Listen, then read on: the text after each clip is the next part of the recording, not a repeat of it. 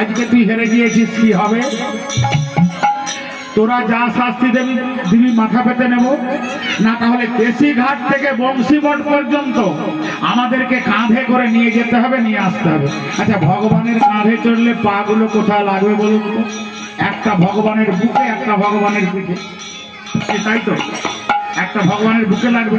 আমরা এই যে বাচ্চা ছেলেকে কাঁধে নি, একটা পা আগে দিকে থাকে, একটা পিছন দিকে থাকে, তাহলে ভগবানের বুকে একটা পা লাগবে, পেছনে একটা পা লাগবে। প্রথমে কার দায়িত্ব পড়েছে? কৃষ্ণচন্দ্র কাকে কাঁধে নিয়ে যাবে না সুদামারে কাঁধে নিয়ে যেতে হবে, সুদামাকে কাঁধে নিয়ে যেতে হবে কেসি ঘাট থেকে বংশীবট। তাই সুদামাকে কাঁধে নিয়েছে। আজ সুদামারে কাঁধে নয়ে আমার গোবিন্দ চলিল,